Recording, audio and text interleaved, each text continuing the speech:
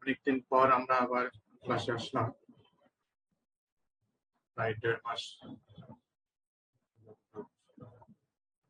Plus minus কয়েকদিন কম বেশি হতে পারে। সময় পার করছি, 1.5 মাসে তোমরা সবাই ভালো ছিলে, ভালো আছো।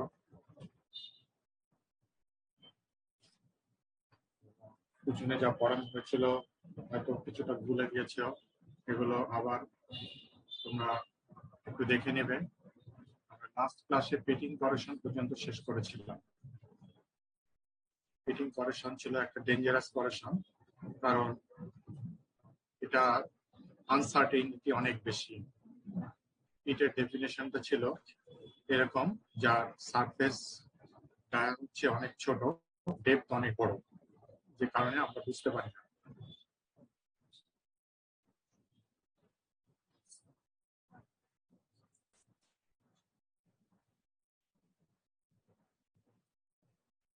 পেটিং কারেকশন শেষ করেছিলাম আমরা। পেটিং কারেকশনকে বলা হয়েছিল খুব ডেঞ্জারাস একটা কারেকশন। পেটিং এর ডেফিনেশনটা হচ্ছে যার সারফেস ডায়ামিটারটা অনেক কম and the depth হচ্ছে অনেক বেশি। ডেপথ বেশি হওয়ার কারণে ম্যাটেরিয়াল, যদি ম্যাটেরিয়ালের সারফেস লেভেলটা এরকম হয়, আমরা এই ছোট একটা ডায়া হয়তো আমরা নাও দেখতে পাই। উপর থেকে আমরা যে দেখবো, এখান থেকে চোখ দিয়ে যে দেখবো, আমি যদি চোখ বলি, চোখ দিয়ে এটা আমি নাও দেখতে পাবো। এটা কত ডেঞ্জারাস, কোথায় চলে গেছে, এত দূর চলে গেছে। এটা যদি আমি মিস করে যাই, আমি এটার উপরে যে লোডটা দিব, লোডটা দেওয়ার আগে আমি ভেবে নেবো যার ক্রস সেকশনাল এরিয়া হচ্ছে এত বড়, কিন্তু আসলে ইফেক্টিভ ক্রস সেকশনাল এরিয়া আছে এতটুকু। এই জন্য এটাকে ডেঞ্জারাস বলা হয়, খুবই ডেঞ্জারাস, আমি মিস করে যাই। হ্যাঁ, আর একটা পিট আছে যেটা সারফেসটা হচ্ছে এত বড়, এটা কত দূর গেছে, এটা এত দূর গেছে। এটা ডায়ার থেকে ডেপথ বড়, এটা আমি দেখতে পাবো, কিন্তু এটা দেখতে পাবো, কিন্তু এটার থেকেও ডেঞ্জারাস এটা, কারণ এ অনেক ভিতরে চলে গেছে। সেই জন্য বলা হচ্ছিল pitting corrosion is very much dangerous.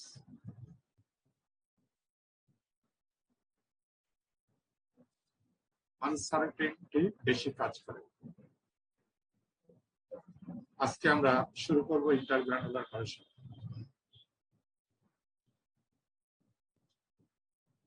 ইন্টারগ্রানুলার কারেকশনটা কি? আমরা জানি যে একটা মেটাল সারফেসের ভিতরে অনেক গ্রেইন আছে, অনেক গ্রেইন বাউন্ডারি আছে। আমরা যদি মাইক্রোস্ট্রাকচার দেখি, তাহলে এরকম মাইক্রোস্ট্রাকচারের ভিতরে অনেকগুলো আমরা গ্রেইন দেখতে পাই। এই গ্রেইনটা তখনই ভেসে ওঠে যখন আমরা ইচিং করি। ইচিং এর আগে আমরা এই গ্রেইনটা দেখতে পাই না। তোমরা মাইক্রো স্টাডি অলরেডি কমপ্লিট করেছো। কেন ভেসে ওঠে? এই কারণে যে আমরা যে ইচ অ্যান্ড যেটা দেই, ইচিং রিয়েজেন্ট যেটা দেই, সেটা এই গ্রেইন বাউন্ডারিটাকে বেশি ক্ষয় করে ফেলে, এই জায়গাটাকে বেশি ক্ষয় করে ফেলে,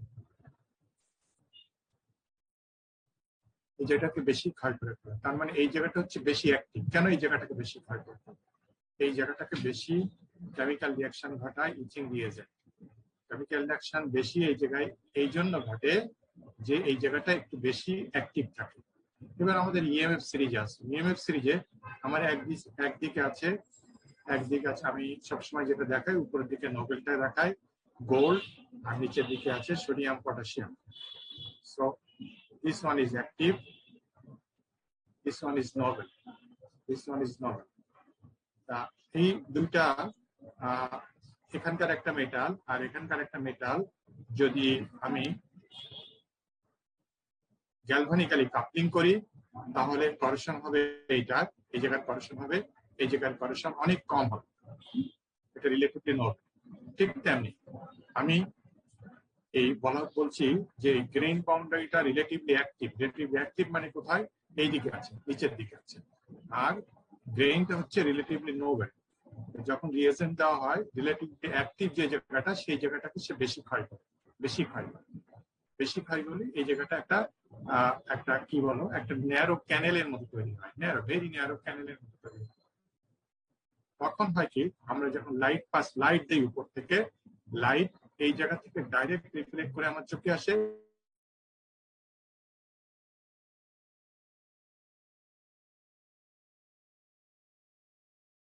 লাইটটা সরাসরি আমার চোখে আসে, নিচে পড়ে আবার উপরে চলে আসে। কিন্তু এই জায়গায় যে লাইটটা পড়ে সেটা সে এই দিকে চলে যায়, এই জায়গায় যে লাইটটা পড়ে সে এই দিকে চলে যায়। সব লাইট আমার চোখে আসে না, সেই জন্য এই জায়গাটা ডার্কনেস আমরা বেশি দেখি। আর এই জায়গার লাইটটা সরাসরি আমার চোখে এসে পড়ে, মানে এই জায়গায় যা লাইট পড়ছে 100% লাইট আমার চোখে এসে পড়ে। কিন্তু এই ক্যানেলের লাইট 100% আমার চোখে এসে পড়ে না, এই এই অন্যদিকে চলে যায়। ফলে দুইটার ব্রাইটনেসের ভিতরে একটা পার্থক্য দেখি। ব্রাইটনেসের পার্থক্য থেকে আমরা বলতে পারি এটা হচ্ছে গ্রেইন বাউন্ডারি আর এটা হচ্ছে গ্রেইন। তাহলে গ্রেইন বাউন্ডারি হচ্ছে রিলেটিভলি অ্যাক্টিভ, রিলেটিভলি অ্যাক্টিভ। এই কনসেপ্ট যদি আমরা ধরি, আমরা টাইপস অফ করেশনে ফার্স্ট টাইপে পড়েছিলাম ইউনিফর্ম করেশন।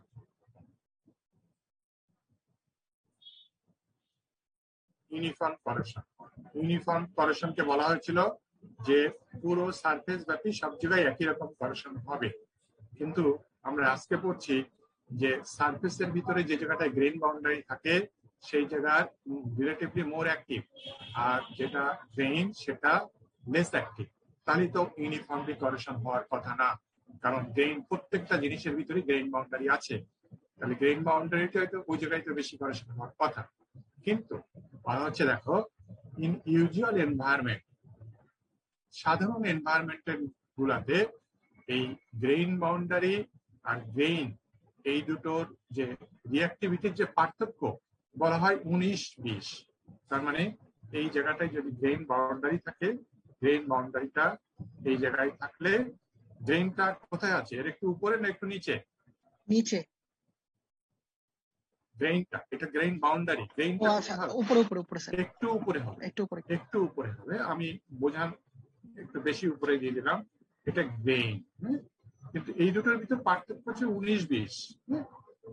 আমি অ্যাক্টিভিটিটাকে যদি নাম্বার দিয়ে উল্লেখ করি তাহলে গ্রেইন বাউন্ডারির অ্যাক্টিভিটি হচ্ছে 20 আর গ্রেইন এর অ্যাক্টিভিটি হচ্ছে 19।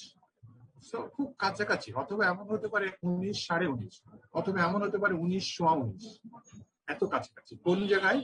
যখন ইউজুয়াল এনভায়রনমেন্ট নেই। সেই জন্যই বলা হচ্ছে ইউজুয়াল এনভায়রনমেন্টে ইউনিফর্ম করেশন হওয়া সম্ভব। কনসেপ্টটা বোঝা গেছে? যে একটু আগে বলছিলাম যে এইটা যদি মোর অ্যাক্টিভ হয় তাহলে তো কোনো সময় ইউনিফর্ম করেশন হওয়া সম্ভব না, কারণ অ্যাক্টিভ জোনে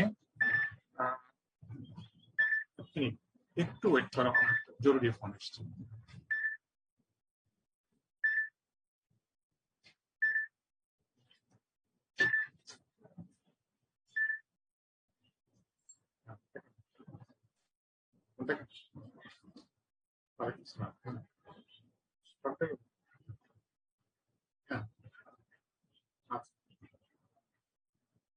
আচ্ছা, তাহলে শনিবারে হয় কিনা দেখ, আজকে তো হওয়ার সম্ভাবনা নেই। শনিবারে হওয়ার চেষ্টা করো, ঠিক আছে? আচ্ছা ঠিক আছে, ওকে, ওয়ালাইকুম আসসালাম।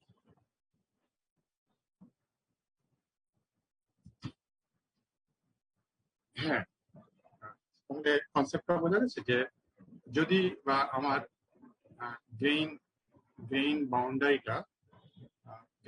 বাউন্ডারিটা বেশি অ্যাক্টিভ হয় তাহলে ইউনিফর্ম করেশন কখনো হওয়ার কথা না। কিন্তু বলা হচ্ছে ইউজুয়াল এনভায়রনমেন্টে ওই এর অ্যাক্টিভিটিটা গ্রেইনের থেকে সামান্য পরিমাণ বেশি, তাই বলা হচ্ছে সেই জন্য ইউনিফর্ম করেশন হয়। Uniform attack result since grain boundary only slightly more active than the matrix. Matrix মানে হচ্ছে গ্রেইন 19-19 অথবা 19-20, বাট ইন সার্টেন কন্ডিশন, কিন্তু কিছু কন্ডিশনে যে এই অ্যাক্টিভিটিটা 19-20 থাকে না, হয়ে যায় 5 আর 20 এরকম। গ্রেইন ইন্টারফেসেস আর ভেরি রিঅ্যাক্টিভ। গ্রেইন ইন্টারফেসেস মানে হচ্ছে গ্রেইন বাউন্ডারি অনেক বেশি রিঅ্যাক্টিভ হয়ে যায়, এন্ড তখনই ইন্টারগ্রানুলার কালেকশন। তখন আন্ডার সার্টেন কন্ডিশন গ্রেন বাউন্ডারিটা হয়ে যায়, সে হয়তো 25 হয়ে যায় রিলেটিভ অ্যামাউন্ট, আর ওইটা হয়ে যায় হয়তো 10। So difference becomes too high. Too high হয়ে গেলে তখন লোকালাইজড করেশন হবে কোথায়? তখন আর ইউনিফর্ম হবে না, গ্রেন বাউন্ডারি হবে। সে আন্ডার সার্টেন কন্ডিশন তাই হয়। সো ওই সার্টেন কন্ডিশনে থাকলে কি হয়? লোকালাইজড অ্যাটাক হয় কোথায়? এক গ্রেন বাউন্ডারি অথবা গ্রেন বাউন্ডারির কাছাকাছি, এবং এটাকে বলা হয় ইন্টারগ্রানুলার করেশন। গ্রেন বাউন্ডারি বরাবর যে লোকালাইজড করেশন হয়, সাথে এই কথাটা বলতে হবে আন্ডার সার্টেন কন্ডিশন। যে কোনো কন্ডিশনে আমরা জানি তাদের পার্থক্যটা 19-20, বেশি না। তখন আন্ডার সার্টেন কন্ডিশনে গ্রেন বাউন্ডারি বরাবর যে লোকালাইজ করেশন হয় ওটাকে আমরা ইন্টারগ্রানুলার করেশন বলে থাকি। কেন ওই গ্রেন বাউন্ডারিটা কেন অ্যাক্টিভ হয়, বেশি বেশি অ্যাক্টিভ কেন?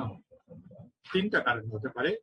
যে ওই গ্রেন বাউন্ডারি বরাবর ইম্পিউরিটি জমা হয়, একটা কারণ ইম্পিউরিটি থাকে। গ্রেন বাউন্ডারিতে অ্যালাউইং এলিমেন্টের এনরিচমেন্ট থাকে, বেশি থাকে। আবার ওর উল্টাটা হতে পারে, গ্রেন বাউন্ডারিতে অ্যালাউইং এলিমেন্টের কম থাকে। এই দুটো একটু ঘাপটা লাগে। তোমার কোশ্চেন আসতে পারে যে অ্যালাউইং এলিমেন্ট বেশি থাকলে যদি ওখানে ইন্টারগ্রানুলার করেশন হয়, তাহলে কম থাকলে তো হবেই না। কোশ্চেন এখানে আসতে পারে। ঠিক আছে, এই কোশ্চেনটা একটু পরে সলভ হবে। আবার তিনটা কারণ আমরা জেনে নিই। একটা হচ্ছে গ্রেন বাউন্ডারিতে ইম্পিউরিটি জমা হয়, সেজন্য তার অ্যাক্টিভিটি অনেক বেশি থাকে। একটা হচ্ছে গ্রেন বাউন্ডারিতে অ্যালাউইং এলিমেন্ট বেশি থাকে, এনরিচমেন্ট। আর একটা হচ্ছে গ্রেন বাউন্ডারিতে অ্যালাউইং এলিমেন্ট কম থাকে। সেই সব কারণ আমরা উদাহরণ দেখলে আমরা ক্লিয়ার হয়ে যাবে। 2 আর 3 তাকে বোঝানো হচ্ছে। এক হচ্ছে ইম্পিউরিটি অনেক কিছু থাকতে পারে। 2 আর 3 এর যে পার্থক্যটা, যে কোশ্চেনটা একটু আগে আমি বলে দিলাম। দেখো এখানে বলা হচ্ছে জিঙ্ক কন্টেন্ট ব্রাস মানে কি? ব্রাস আমরা জানি a combination of copper and zinc, copper plus zinc. Copper আর জিঙ্কের ভিতরে মোর অ্যাক্টিভ মেটাল কোনটা? Zinc more active metal. তাহলে গ্রেন বাউন্ডারিতে জিঙ্কের কন্টেন্ট বেশি থাকে। তাহলে এইবার একটা কনসেপ্ট নিয়ে লেখে না। এবং কেন থাকে? Due to surface tension. Grain বাউন্ডারিতে জিঙ্কের কন্টেন্ট বেশি থাকে এবং জিঙ্ককে আমরা জানি মোর অ্যাক্টিভ। তাহলে মোর অ্যাক্টিভ এলিমেন্টটা রিলেটিভলি যেখানে বেশি থাকে সেই জায়গাটা তো ডেফিনেটলি আমার হয়ে যাবে, মোর অ্যাক্টিভ হয়ে যাবে। এই কারণে গ্রেন বাউন্ডারিটা অ্যাক্টিভ। তাহলে এবার উল্টাটা দেখো, সারফেস টেনশন স্যার জিঙ্কের বেশি বললেন না, ডিফারেন্স ইন সারফেস টেনশন এর কারণে জিঙ্কটা গ্রেন বাউন্ডারিতে বেশি চলে যায়। আমরা শুধু ডান সাইড একটুকু দেখবো, ইম্পর্টেন্ট জিনিসটা এক্সাম্পল দেখাচ্ছি। এখানে এখন এই সারফেস টেনশন এইটার মেকানিজম কি, কেন জিঙ্ক চলে যায় সেটা, তাহলে আমি করেশন থেকে দূরে চলে যাব, ওদিকে আমরা যাব না। আমরা শুধু কখন হয় জিঙ্ক জানবো, জিঙ্ক চলে যাচ্ছে, জিঙ্ক গ্রেন বাউন্ডারিতে বেশি চলে যাচ্ছে, জিঙ্ক হচ্ছে মোর অ্যাক্টিভ, অতএব গ্রেন বাউন্ডারিটা মোর অ্যাক্টিভ হয়ে যাবে। ঠিক একইভাবে বলা হচ্ছে এবার ডিপ্লেশন, ঘাটতি হলে গ্রেন বাউন্ডারিতে এসএস এর গ্রেন বাউন্ডারিতে ক্রোমিয়ামের ঘাটতি হয়। এসএস এর কনসেপ্ট কি? Stainless steel. স্টেইনলেস কেন? Because of presence of chromium. SS এর ডেফিনেশন কি? where chromium is greater or equal to 10%। 10 বলা হয়, 12 বলা হয়, বোথ আর কারেক্ট। 10 বললেও ঠিক আছে, 12 বললেও ঠিক আছে, অতএব 11 বললেও ডেফিনেটলি ঠিক আছে। এটা তাই না? কি করে? কনসেপ্টটা কি? ক্রোমিয়াম অক্সাইড তৈরি করে, Cr2O3 তৈরি করে, তাই না? এখন ক্রোমিয়ামটা কি হিসেবে কাজ করে? সেখানে অ্যাক্টিভ এলিমেন্ট হিসেবে কাজ করে আর নোবেল এলিমেন্ট হিসেবে কাজ করে। এসএস এর ভিতরে নোবেল হিসেবে কাজ করে। ক্রোমিয়ামটা নোবেল হিসেবে না যদি কাজ না করতো তাহলে ক্রোমিয়াম দিলে ওটার করেশন রেজিস্ট্যান্স ইমপ্রুভ করতো না। ক্রোমিয়ামটা নোবেল হিসেবে কাজ করে, সো নোবেল মেটাল ক্রোমিয়াম। তাহলে এসএস এর গ্রেইন বাউন্ডারিতে নোবেল মেটালের যদি ঘাটতি হয়ে যায় তাহলে কি হবে? তাহলে গ্রেইন বাউন্ডারিটা মোর অ্যাক্টিভ হয়ে যাবে। ঠিক আছে, কনসেপ্টটা তাহলে ঠিক আছে। এখানে বলা আছে অ্যালয়িং এলিমেন্ট, এখানে অ্যালয়িং এলিমেন্ট হচ্ছে জিঙ্ক, সেই জিঙ্কটা হচ্ছে অ্যাক্টিভ, সেটা যখন গ্রেইন বাউন্ডারি বেশি হওয়া মানে গ্রেইন বাউন্ডারি মোর রিঅ্যাক্টিভ চলে যাওয়া, অতএব গ্রেইন বাউন্ডারি বরাবর কারেকশন হবে। ঠিক আছে। আর ডিপ্লেশন অফ অ্যালয়িং এলিমেন্ট সেটা কি? সেটা হচ্ছে ক্রোমিয়াম। ক্রোমিয়াম এসএস এর ভিতরে কি নোবেল হিসেবে কাজ করে, যে জন্য সে মানে আমি যদি মাইল্ড স্টিলের ভিতরে যোগ 10% ক্রোমিয়াম অ্যাড করে দেই, তাহলে কি হয়ে গেল? এসএস হয়ে গেল। কেন এসএস হলো? কারণ ক্রোমিয়ামটা নোবেল হিসেবে কাজ করে সে আর মরিচা ধরাতে দেয় না, স্টেনলেস স্টিল তাকে বলা হয়। এখন গ্রেইন বাউন্ডারি যদি নোবেল এলিমেন্টের ঘাটতি হয়ে যায় তাহলে তো সেই গ্রেইন বাউন্ডারিটা রিলেটিভলি অ্যাক্টিভ হয়ে যাবে, অতএব ঘাটতি হলেও কারেকশন বেড়ে যাবে। সো এই দুটো আমরা বুঝলাম। আর ওইটা হচ্ছে একটা কমন ইম্পিউরিটি, যে কোনো ইম্পিউরিটি থাকলে সেটা গ্রেইন বাউন্ডারি মোর অ্যাক্টিভ হয়ে যায়। সো এই তিনটা কারণে আমার গ্রেইন বাউন্ডারিটা অ্যাক্টিভ থাকতে পারে। এখন আমরা ফার্স্ট স্লাইডে দেখেছিলাম আন্ডার সার্টেইন কন্ডিশন, এবং আমরা এই তিনটা কারণের ভিতরে 3 নম্বরটা বেশি ইম্পর্টেন্ট হচ্ছে। 3 নম্বরটা কারণ আমরা জানি এসএস এর কোনো কারেকশন হয় না, আবার আমরা দেখছি এই তিনটা কারণের ভিতর থেকে আমরা বুঝতে পারছি এসএস এর গ্রেইন বাউন্ডারিতে যদি ক্রোমিয়াম এর ঘাটতি হয়ে যায় তাহলে ডেফিনেটলি এসএস এর কারেকশন হবে, ইন্টারগ্রানুলার কারেকশন হবে। তাহলে এটাই আমাদের সব থেকে বেশি ইম্পর্টেন্ট। এসএস এর কারেকশন একটা হচ্ছে, তাহলে কেন হচ্ছে এটা একটা আমাদের জন্য সব থেকে বেশি ইম্পর্টেন্ট, ওইটাই আমরা দেখব। এবং এসএস এর ভিতরে অনেকগুলো টাইপ আছে। একটা হচ্ছে austenitic stainless steel, which is very prominent, famous SS, very famous SS in terms of corrosion resistance. Corrosion resistance এর ক্ষেত্রে খুব নাম করা একটা SS হচ্ছে অস্টেনাইটিক স্টেনলেস স্টিল, যেমন 304 অথবা 188। এগুলো আমি বলেছি আগেই অলরেডি। 18 হচ্ছে ক্রোমিয়াম, 8 হচ্ছে nickel. Very well known SS in terms of corrosion resistance। সেই 188 এর ভিতরে ইন্টারগ্রানুলার কারেকশন হয়, এবং ইন্টারনাল কারেকশন শুরুতে বলা হয়েছে একটা সার্টেইন কন্ডিশন, ইউজুয়াল এনভায়রনমেন্টে হয় না কোনোদিন। সেই সার্টেইন কন্ডিশনটা কি? সেই সার্টেইন কন্ডিশনটা হচ্ছে 950 থেকে 1450 ডিগ্রি। খেয়াল রাখবা এটা সেলসিয়াস না, এটা ফারেনহাইট। এই টেম্পারেচার সার্টেইন কন্ডিশনে অস্টেনাইটিক স্টেনলেস শর্ট, আইজি মানে হচ্ছে ইন্টারগ্রানুলার কারেকশন। কেন হয় এটা? এখন এখানে ডেফিনিশনটা দেওয়া হচ্ছে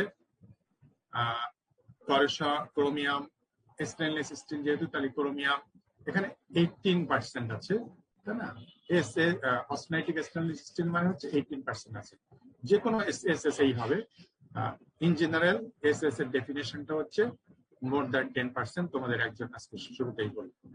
এখন এই টেম্পারেচারে যে 950 থেকে 1450 ডিগ্রি সেলসিয়াসের যে আমি ছবিটাকে দেখি, এখানে একটা স্কেমেটিক ভিউ দেখানো হচ্ছে। স্কেমেটিক ভিউয়ে এখানে 3টা গ্রেইন দেখানো আছে। So this one is grain, this one is grain, this one is grain. Grain বাউন্ডারিটা হচ্ছে এই লাইন বরাবর গ্রেইন বাউন্ডারি, জিবি।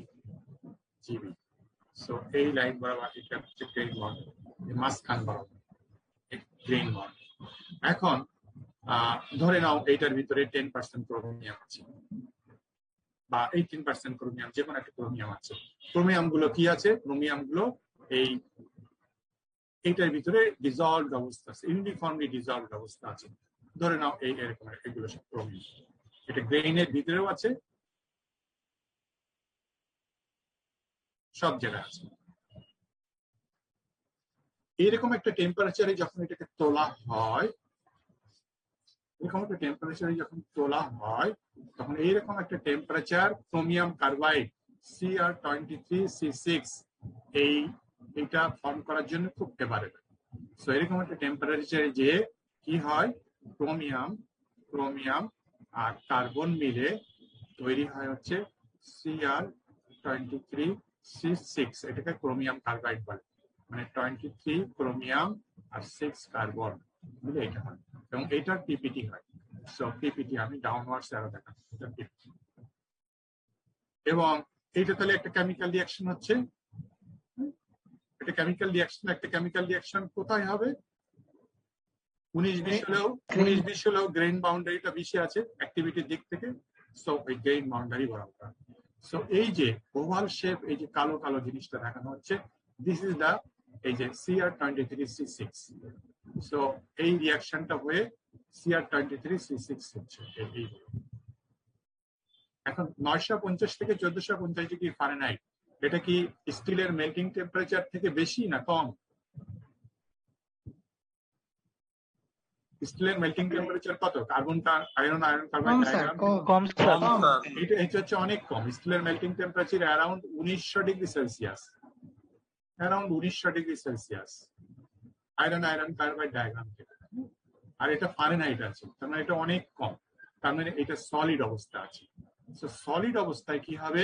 তাহলে দেখো 23 ক্রোমিয়াম আসতে হবে, 6টা কার্বনের সঙ্গে মিশে গেলে 23 ক্রোমিয়াম। 23 ক্রোমিয়াম কোথা থেকে আসবে? এই সারাউন্ডিং থেকে আসতে হবে।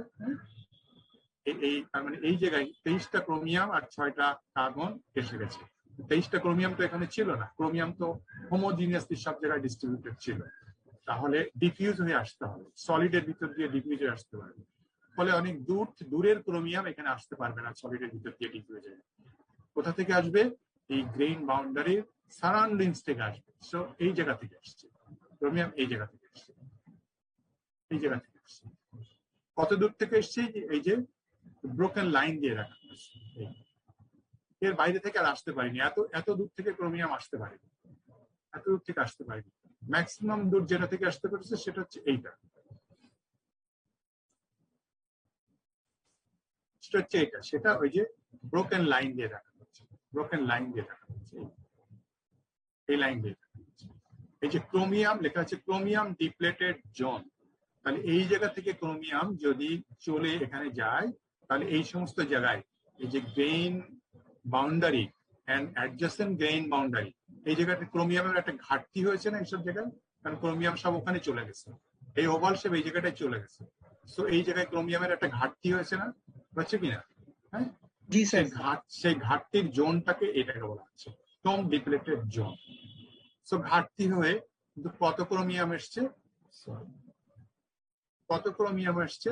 ধরলে এই জায়গার ক্রোমিয়াম আর 18 বা 10 নেই, এই জায়গার ক্রোমিয়াম হয়ে গেছে 2, লেস দ্যান 2 হয়ে গেছে, লেস দ্যান 2 হয়ে গেছে ক্রোমিয়াম। আর steel in the grain chromium কত আছে? 18 ইন দ্য গ্রেইন, ঠিক আছে, সমান 18% আছে, 18 বা 10% যাওয়া চলছে। তাহলে আমার ব্যাপারটা কি দাঁড়াচ্ছে? এই গ্রেইন, এই ডিপ্লেশন যে জোনটা, এই জোনের ভিতরে ক্রোমিয়াম হচ্ছে লেস দ্যান 2, আর গ্রেইনের ভিতরে ক্রোমিয়াম হচ্ছে 18%। স্টেনলেস স্টিলে ক্রোমিয়াম কি হিসেবে কাজ করছিল? নোবেল হিসেবে কাজ করছিল। সো এখন তাহলে ক্রোমিয়াম যেখানে কমে গেছে এই জোনটা তাহলে কি হবে? অ্যাক্টিভ হিসেবে কাজ করবে। ওই যে 3 নম্বরের এক্সাম্পল, নোবেল মেটালের ডিপ্লেশন হয়েছে, সো অ্যাক্টিভ হিসেবে কাজ করবে। আর এই গ্রেইনটা হচ্ছে নোবেল হিসেবে কাজ করবে, সে নোবেল অর ক্যাথোড হিসেবে কাজ করবে, আর এইটা কাজ করবে হচ্ছে অ্যাক্টিভ হিসেবে, অ্যাক্টিভ অর অ্যানোড হিসেবে কাজ করবে। সো এখন তাহলে এইটা কারেকশন হবে, এবং কেমন কারেকশন হবে দেখো, এই ক্রোমিয়াম ডিপ্লেটেড জোন এর এরিয়াটা অনেক বড় না এই যে নোবেল বা ক্যাথোড এরিয়া, গ্রেইনটার এরিয়া অনেক বড়? ক্যাথোড এরিয়া বড়। তাহলে আমি দেখতে পাচ্ছি যে cathode area divided by cathode area divided by anode area, anode area is কি টু হাই।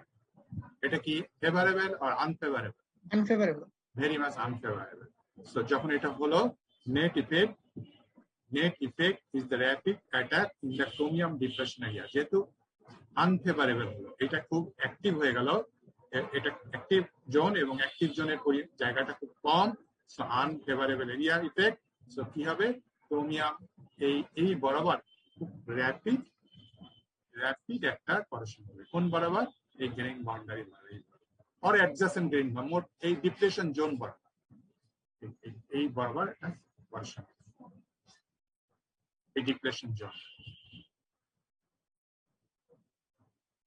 সো এখানে বলা হচ্ছে কি ক্রোমিয়াম মোর দ্যান 10% আছে স্পেসিফিক এই অস্টনাইটেড স্টেনলেস স্টিল দিলে, এখানে ক্রোমিয়াম আছে 18%।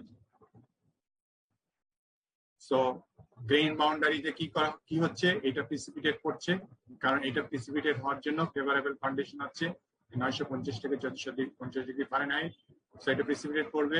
এটা যখনই প্রিসিপিটেট করবে তোমার গ্রেইন বাউন্ডারি আর অ্যাডজাসেন্ট গ্রেইন বাউন্ডারি এই জায়গাতে কি হয়ে যাবে, ক্রোমিয়াম কমে যাবে, কমিয়ে যে অ্যারাউন্ড 2% চলে আসছে। সো এই ডিপ্লেটেড এরিয়াটা অ্যাক্টস অ্যাজ অ্যানোড হিসেবে কাজ করবে। এটা হচ্ছে with respect to WRT, with respect to matrix মানে হচ্ছে grain of high chromium content. যেখানে ক্রোমিয়াম বেশি আছে তার রেসপেক্টে সে এটা অ্যানোড হিসেবে কাজ করবে, এবং ক্যাথোড এরিয়া অনেক বেশি, মানে এই রেশিওটা বেশি। সো আনফেভারেবল এরিয়া রেশিও হয়ে যাবে। সো আনফেভারেবল রেশিও মানে খুব ফাস্ট রেটে করেশন হবে along or adjust along the grain boundary or adjust the grain boundary. এটা হচ্ছে ইন্টারগ্রানুলার করেশন। Net effect is the rapid attack in the chromium depletion area.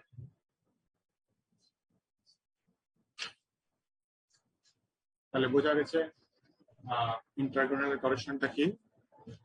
এখন mechanism বোঝা গেলে এইবার আমাকে মিনিমাইজ করতে হবে কিভাবে। মিনিমাইজ করার তিনটা উপায় কি দেখো।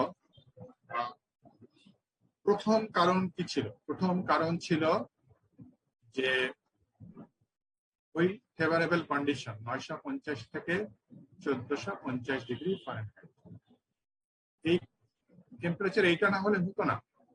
কি হতো না? CR23 C6 অন হতো। এখন তোমরা বলতে পারো যে আমি ওই টেম্পারেচারে তুলব না, কিন্তু এটা রেমেডি না, কারণ তোমার কিছু কিছু সার্ভিস কন্ডিশন আছে যেখানে ওই টেম্পারেচারে তুলতে হবে। তাহলে ওই টেম্পারেচার আমি অ্যাভয়েড করতে পারবো না। তাহলে আমাকে অ্যাভয়েড করতে হবে যেন এটা না হয়। এটা যদি না হয়, এই পিপিটিতে যদি না হয়, তাহলে ক্রোম ডিপ্লেশন এরিয়া তৈরি হবে। Three methods to minimize intergranular corrosion. First one, high temperature solution treatment. Second one, adding strong carbide formants. Third one, decrease carbon content. আমরা একটা একটা করে আসি, তাহলে কারণটা আমি বুঝতে পারবো। তাহলে কারণটা হচ্ছে আমি 1 নম্বরটা বলতে পারবো না, কারণ আমাকে সার্ভিস কন্ডিশন এটা আমাকে পারমিট করবে না। 2 নম্বরটা আমি যদি বাতিল করতে পারি, অ্যাভয়েড করতে পারি যে আমি এটা অন করতে দিব না। এই 3টা মেথডেই সেইটাই করা হয়, এইটা অন করতে দেওয়া হয়। আমরা মেথড 3টা এক এক করে আসি। Number 1, high temperature solution treatment. কি হয় সেখানে? আমরা যদি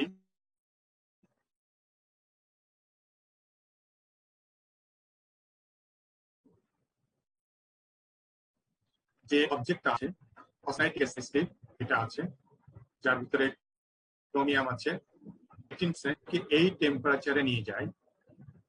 সেন্সিটাইজিং টেম্পারেচারটা হচ্ছে 950 থেকে 1450 ডিগ্রি ফারেনহাইট। সেন্সিটাইজিং টেম্পারেচার উপরে নিয়ে যায়, নিয়ে যে ওয়াটার কোয়েন্স করি, তাহলে হয়ে যায়। কিভাবে হয় আমি ছবিটা আসি। সেটা হচ্ছে যে আমার সেন্সিটাইজিং টেম্পারেচার হচ্ছে এইটা 950 থেকে 1450 ডিগ্রি ফারেনহাইট।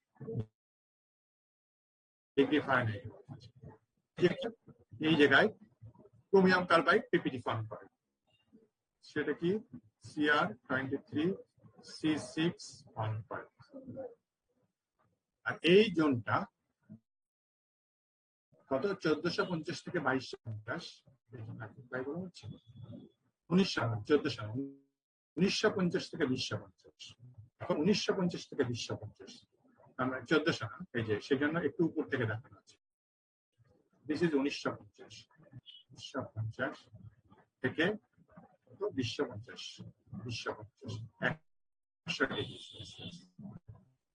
2050। এই জোনে যদি আমি নিয়ে যাই, তাহলে কি হয়? এই যে ক্রোমিয়াম কার্বাইড এসেছিল কিভাবে? ক্রোমিয়াম যোগ কার্বন থেকে আসছিল CR23 C6 আসছিল। এটা আবার ভেঙে যে, এবং শুরুতে কেমন ছিল? শুরুতে ছিল এরকম, 3টা গ্রেইন ছিল। ক্রোমিয়াম কেমন ছিল? ক্রোমিয়াম এরকম ডিজলভ অবস্থায় ছিল, আমি দেখেছি। এই গ্রেইনের এখানেও ক্রোমিয়াম ইউনিফর্মলি ডিজলভ অবস্থায় ছিল। এই জোনে, সেন্সিটাইজিং জোনে যেমন এইটা হয়, আমি যদি আরেকটু উপরে যাই 1950 থেকে 2050, এইটা ভেঙে যায়, ভেঙে যে আবার ক্রোমিয়াম আগের মতো ডিজলভ হয়ে যায়, এরকম হয়। এই টেম্পারেচারের জন্য যে সে আবার এরকম হয়। সো কোনো ক্রোমিয়াম ডিপ্লেশন জোন থাকে না। This is chromium uniformly distributed everywhere, uniformly distributed. ফোঁটাগুলো দেখা যাচ্ছে, ছোট ছোট ফোঁটাগুলো দেখতে পাচ্ছ তোমরা? ইউনিফর্মলি আবার ডিস্ট্রিবিউটেড হয়ে যায়। ইউনিফর্মলি যদি ডিস্ট্রিবিউট হয়ে যায় তাহলে তো কোথাও ক্রোমিয়াম ডিপ্লেশন জোন থাকলো না, কোথাও অ্যানোড হলো না, কোথাও ক্যাথোড হলো না। তাহলে আমি যদি অবজেক্টটাকে এই টেম্পারেচারে নিয়ে যাই তাহলে হোমোজিনিয়াসলি ক্রোমিয়াম ডিস্ট্রিবিউট হয়ে গেল। এখন আমাকে এবার রুম টেম্পারেচারে ব্যাক করতে হবে, এবং আমি চাই রুম টেম্পারেচারে ব্যাক করে যখন করব রুম টেম্পারেচারে যেন এই অবস্থায় থাকে। তাহলে আমাকে এখান থেকে এবার রুম টেম্পারেচারে ব্যাক করার সময় আমাকে কি করতে হবে? স্লো কুল করবো না র্যাপিড কুল? র্যাপিড কুল, ওয়াটার পয়েন্টস করতে হবে। সো এই টেম্পারেচারে আমি যাব, গেলে হবে কি, এই যে প্রিসিপিটেটটা পড়ে আছে আগে থেকে, সেই প্রিসিপিটেটটা আবার ইউনিফর্মলি ডিস্ট্রিবিউটেড হয়ে যাবে ক্রোমিয়াম গুলো, কোথাও আর কোনো ডিপ্লিটেড জোন থাকলো না। এরপর আমাকে ওয়াটার পয়েন্টস করতে হবে, করলে এই মাইক্রোস্ট্রাকচারে, এই রুম টেম্পারেচারে আমরা দেখতে পাবো, আমরা পাবো। So this is the solution treatment. কিন্তু আমি যদি স্লোলি হিট করে যাই, তাহলে স্লোলি হিট করে যখন আবার এখান দিয়ে যাবে, সো এখান দিয়ে যদি স্লোলি সে পাস করে যায় আবার এটা ফর্ম করবে, কোনো লাভ হবে না। সেই জন্য ওয়াটার পয়েন্টস করতে হবে। This is the solution treatment. Heating to this followed by, আচ্ছা এটা শেষ করে নেই, water quenching, chromium carbide dissolves and homogeneous alloy obtained. Quenching is very important. Quenching is very important. If cooling is very slow করা হয়, entire structure will be susceptible to interact. আবার পুরো স্ট্রাকচারটা ইন্টারনাল ঘর্ষণের জন্য সাসেপ্টেবল, সেনসিটিভ হয়ে যাবে। হ্যাঁ বলো। স্যার, র‍্যাপিড কুলিং করার কারণে কি কোনো ফেজ চেঞ্জ রিঅ্যাকশন হবে না? মানে অস্টেনাইটিক স্টেনলেস স্টিলই থাকবে? আমরা যে র‍্যাপিড একটা ফেজ ট্রান্সফরমেশন মানে হিট ট্রিটমেন্ট করলাম, এর জন্য কোনো ফেজ ট্রান্সফরমেশন হবে না? না। তুমি আয়রন কার্বাইড ডায়াগ্রাম ঠিক মতো পড়েছো না? Iron carbide diagram? জি স্যার। পড়েছো, মনে আছে? জি স্যার। 723 degree Celsius. হ্যাঁ, ওটা তো ইউটেকটিক রিঅ্যাকশন। জি স্যার। 723 ডিগ্রি সেলসিয়াস ওই ইউটেকটয়েড। জি স্যার, ইউটেকটয়েড রিঅ্যাকশন হয় এখানে। দিস ইজ অস্টেনাইট জোন, তাই না? জি স্যার। এটা হচ্ছে পারলাইট, 0.8% কার্বন, তাই না? আমরা স্টিলে কি দেখতে চাই? স্টিলে দেখতে রুম টেম্পারেচার দেখতে পাই কি ফেরাইট প্লাস পারলাইট দেখতে পাই না? জি স্যার। This is pearlite. আর এইদিকে থাকলে আমাদের স্টিল সাধারণত মাইল্ড স্টিলের কার্বন পার্সেন্টেজ এরকম 0.2 0.25 এরকম থাকে। So this is ferrite plus perlite, this is ferrite. So আমরা দিস ইজ মাইল্ড স্টিল। হ্যাঁ, তো রুম টেম্পারেচার আমরা অস্টেনাইট পাই না, কারণ আমরা স্লোলি কুল করি। কিন্তু রুম টেম্পারেচার অস্টেনাইট ধরে রাখা সম্ভব। এই 723 উপরে যে আমরা যদি এটাকে ওয়াটার কোয়েন্স করি তাহলে রুম টেম্পারেচার আমরা অস্টেনাইট পাবো। কোনো ফেজ চেঞ্জ হবে না। ফেজ চেঞ্জ করতে গেলে তোমাকে স্লো কুলিং আসতে হবে, তখন অস্টেনাইট ভেঙে যে ফ্লাইট আর পারলাইট হবে। এটা আয়রন কার্বাইড ডায়াগ্রামের কনসেপ্ট, এটা তোমরা জানার কথা। হ্যাঁ, কিন্তু আমরা যদি ফাস্ট কুল করি, ফেজ চেঞ্জ হওয়ার জন্য একটা টাইম দরকার। মানে ফাস্ট কুল করি মানে we are not allowed that time to change the phases. So austenite আমরা এই টেম্পারেচারে পাবো। তার অসুবিধা আছে, সেখানে অসুবিধা আছে। তুমি সেই কোশ্চেন করনি, তুমি বললে ফেজ চেঞ্জ হবে কিনা। ফেজ চেঞ্জ হবে না। আমরা যদি এটা ফেজ চেঞ্জের জন্য যে টাইম দরকার সেই টাইম যদি আমরা অ্যালাউ না করি তাহলে আমরা রুম টেম্পারেচারে অস্টেনাইটই পাবো, নো ফেজ চেঞ্জ। অসুবিধা আছে। যেহেতু তুমি অসুবিধার কথা কোশ্চেনটা করনি, আমি ওটা এখন বলছি না। সো আমাকে ওই টেম্পারেচারে যে আমি স্লো কুল করলে ফেজ চেঞ্জ হবে, এবং ফেজ চেঞ্জ মানে কি? ফেজ চেঞ্জ মানে সেই আবার তোমার কার্বন আর ক্রোমিয়াম মিলে ক্রোমিয়াম কার্বাইড হবে, সে আবার সাসেপ্টিবল হয়ে যাবে, সেটাই বলা হচ্ছে। So quenching is very important, যদিও সেখানে অসুবিধা আছে। তোমরা না জিজ্ঞাসা করলে অসুবিধাটা কি আমি বলবো, একটু পরে বলবো। So quenching is very important. Quenching তোমাকে করতেই হবে। If choline is very slow, entire structure will be susceptible to internal corrosion. অসুবিধাটা কি? অসুবিধাটা এটাকে আমরা আবার ব্যবহার করতে পারি, কারণ এই যে কোয়েঞ্চ করা হয়েছে, কোয়েঞ্চ করা মানে কি, এর ভিতরে কোয়েঞ্চ একটা কোশ্চেন আসে, quenching is almost always followed by tempering, explain. এই স্টেটমেন্টটা শুনেছো? রেসপন্স করো। না স্যার। শোনো নি? আচ্ছা, যে কোনো স্টিল যদি কোয়েঞ্চ করা হয়, কোয়েঞ্চিং এর পরে তাকে অবশ্যই টেম্পারিং করতে হয়। টেম্পারিং মানে হচ্ছে কোয়েঞ্চিং করলে যেটা হয়, স্ট্রেস ডেভেলপ করে, মানে যা সে হতে চেয়েছিল তা আমি তাকে হতে দেইনি, তাই না? তার মানে স্ট্রেস ডেভেলপ অবস্থায় আছে সে, এই স্ট্রেস রিলিভ করার জন্য টেম্পারিং করা হয়। এই অবস্থায় আমরা যদি করেশন, ইন্টারগ্রানাল করেশন না করাতে চাই, তখন আমাকে কোয়েঞ্চিং করাতে হয়। কোয়েঞ্চিং করালে তখন ওই যে কার্বন হোমোজিনিয়াসলি ডিস্ট্রিবিউটেড থাকে সব জায়গায়, গ্রেইন বরাবর থাকে, গ্রেইন বাউন্ডারি বরাবর থাকে, সব কোথাও ক্রোমিয়াম ডিপ্লেশন জোন তৈরি হয় না। কিন্তু সমস্যা অন্য জায়গায় আছে। সেই সমস্যাটা হচ্ছে কি, আমরা কোয়েঞ্চিং যেহেতু করেছি, এর ভিতরে অনেক স্ট্রেস ডেভেলপ করেছে, ওই স্ট্রেসটা রিলিভ করতে হয়। ওটা পরে আসবে, আমি আপাতত আমরা বুঝলাম। তো এই একটা উপায়টা কি, হাই টেম্পারেচার সলিউশনিক ট্রিটমেন্ট। তাহলে আমার আর ক্রোমিয়াম ডিপ্লেশন জোন হলো না, না হলে আমার আর কোনো ইন্টারগ্রানাল করেশন হবে না। ঠিক আছে তো? হ্যাঁ, করেশনের কনসেপ্টটা ঠিক আছে তো? অন্য কনসেপ্টটা পরে আসবে, আমরা 2 নম্বরে যাই। স্যার একটা কোশ্চেন ছিল। হ্যাঁ বলো। মানে স্যার আমরা এখানে কোয়েঞ্চিং করার পরে আবার যখন সার্ভিস টেম্পারেচার নিব, ওই যে আচ্ছা, হ্যাঁ ঠিক আছে, ওগুলো পরের স্লাইডে আসবে। ঠিক আছে, হ্যাঁ তুমি বুঝতে পেরেছো। ঠিক আছে, একটু পরে, ওটা একটু পরে। তা এই পর্যন্ত যখন আমি আসলাম, তখন আমি কি করছি, আমার আর ইন্টারগ্রানাল করেশনের জন্য সেটা আর সেন্সিটিভ থাকছে না, তাই তো? এটা তো ক্লিয়ার? হ্যাঁ, ওটা পরে 2 নম্বরে আমরা আসছি, adding strong carbide formers. Strong carbide ফর্মার্স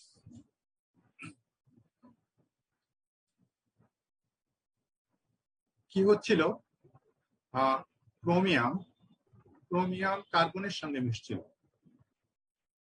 মিশে কি হচ্ছিল, Cr23C6। এইটার কারণে ক্রোমিয়াম ডিপ্লেশন জোন তৈরি হচ্ছিল। ক্রোমিয়াম হচ্ছে কার্বাইড ফর্মার, এটা হচ্ছে ক্রোমিয়াম কার্বাইড। কার্বন হচ্ছে কার্বাইড ফর্মার। কার্বন ক্রোমিয়ামের সঙ্গে মিলে কার্বাইড এটা তৈরি করে, যে কারণে ক্রোমিয়াম ডিপ্লেশন হয়। এখন আমরা যদি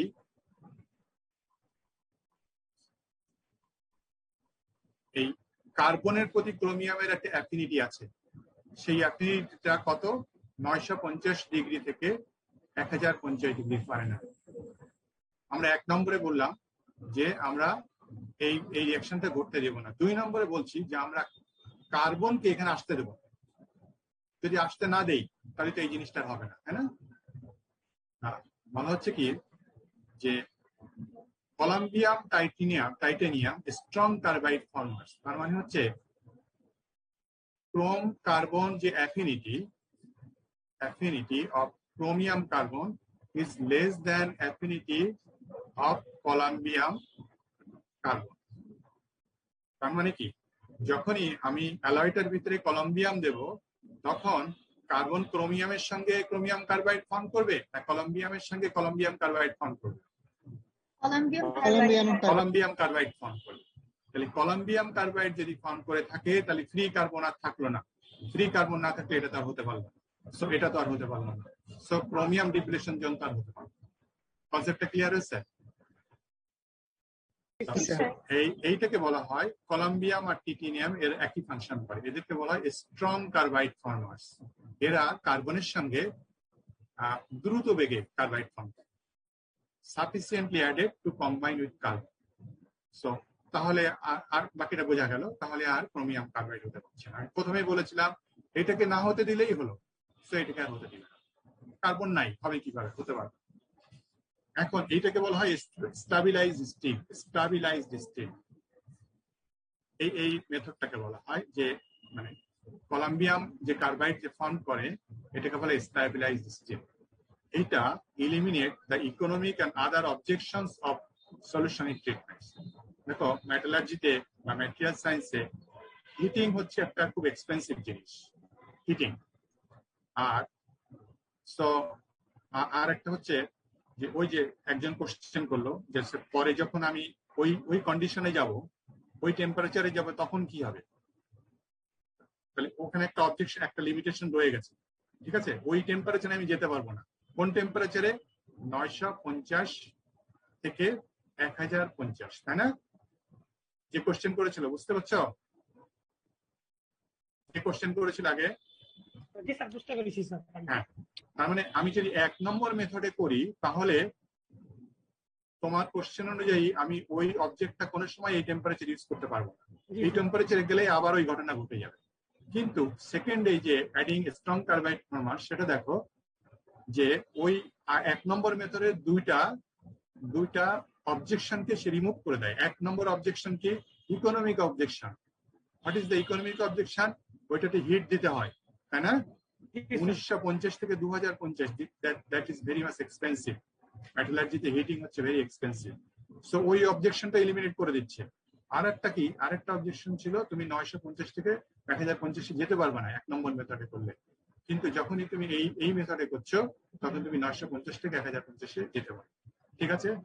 জি হ্যাঁ, তোমার প্রশ্নের উত্তর হলো? জি স্যার। আরো আছে উত্তর। 3 নম্বর মেথডটা দিয়ে আমরা শেষ করে দেবো। 3 নম্বর হচ্ছে 2 নম্বর মেথডের সাথে 3 নম্বর ভেরি মাচ কোরিলেটেড। 2 নম্বরে আমরা করছি কি? কলাম্বিয়ামের সাথে কার্বনের CBX কার্বন 1 এইটা তৈরি হচ্ছে, তাই না? কলাম্বিয়াম কার্বাইড তৈরি হচ্ছে। হওয়ার কারণে কি হয়ে যাচ্ছে? কার্বনের পার্সেন্টেজ কি হয়ে যাচ্ছে? পার্সেন্টেজ কার্বন রিডিউস হয়ে যাচ্ছে, অনেক রিডিউস হয়ে যাচ্ছে। আমরা কলাম্বিয়াম অ্যাড না করে আমরা তো কার্বনও কমিয়ে দিতে পারি না? যে স্টিলটা তৈরি করলাম তার ভিতরে কার্বন পার্সেন্টেজ যেভাবে হোক আমি কম করে রাখবো। সেই কম করে আমরা যদি 0.03% নিচে রাখি, this is very low amount. এত অল্প পরিমাণ অ্যামাউন্ট, হ্যাঁ, এই 0.03% কার্বন প্লাস ক্রোমিয়াম, এটা পারে না, ক্রোমিয়াম কার্বাইড ফর্ম করতে পারে না। ক্রোমিয়াম কার্বাইড ফর্ম করতে গেলে কার্বন এর থেকে আরো বেশি লাগে। 3 নম্বরটা হচ্ছে আমরা কার্বন কন্টেন্ট কমিয়ে দিলাম, বোঝা গেছে? 2 আর 3 একই রকম। দুইটাকেও কার্বন কন্টেন্ট, 3 কার্বন কন্টেন্ট কমিয়ে দিলাম অন্যভাবে, আর 3কে ডিরেক্টলি কমিয়ে দিলাম। Decreasing carbon 0.03% does not permit sufficient carbide to cause interconnect torsion. এটা হচ্ছে 3টা মেথড। কিন্তু এই 3টা মেথড করার পরেও সমস্যা হয়েছে। সেই সমস্যাটা নাইট লাইনার। আমাদের ক্লাস 50 মিনিট নাকি? জি স্যার 50 শেষ হয়ে গেছে। আমরা রোল কল করি এই পর্যন্ত। নাইট লাইনারটা হচ্ছে এই ইন্টারকুলার টরশনের একটা টাইপ। এই 3টার ভিতরেও আরো সমস্যা আছে, সেগুলো আমরা আগামী ক্লাসে সমাধান করব।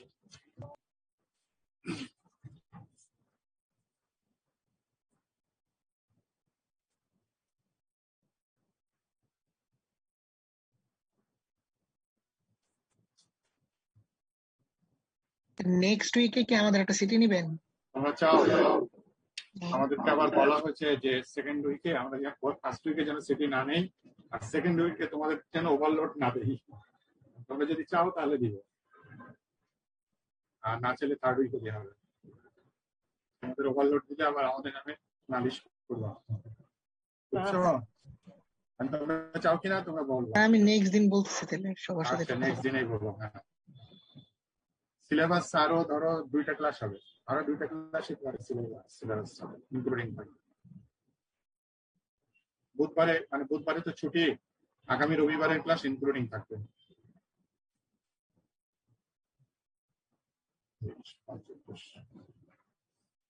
রোল কল করছি। Roll number 1, Yes, sir.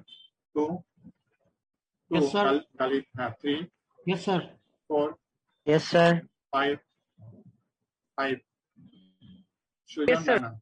6, Yes, sir. 7, 7, Yes, sir. 7 acho? Yes, sir. 8, 8, 9, Yes, sir. 10, 11, Yes, sir. 12, Yes, sir. 13, Yes, sir. 14, Yes, sir. 15, Yes, sir. 16, Yes, sir. 17, Yes, 17, sir. 8, 19, Yes, sir. Yes, sir. 20, Yes, sir. 21, Yes, sir. 22, Yes, sir. 23, 23, no, 24, Yes, sir. 25, Yes, sir.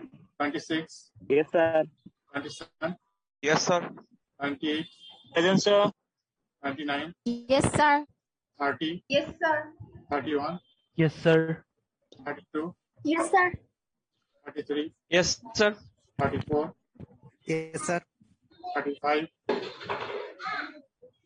sure of Yes, sir. Yes, sir. 30, Sir, 35.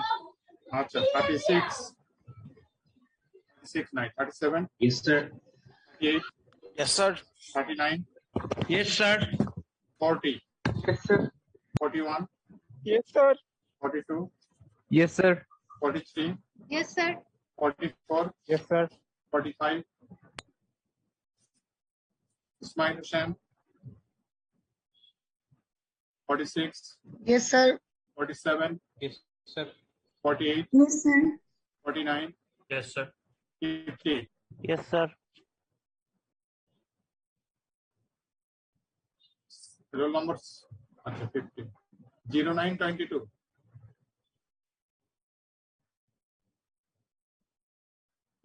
sorry, ভুল হচ্ছে 15 batch 22, Yes, sir. 12 batch 19, Yes, sir. okay, regular batches শুধুমাত্র 45 absent. Okay, thank you very much. আগামীকালকে সকাল 11টায় chat দিয়েছে কে দেখি কি বলছে। হ্যাঁ 5 দিয়েছি শুধু 45 absent, 5 দিয়েছি শুধু 45 absent. Okay, thank you. Recording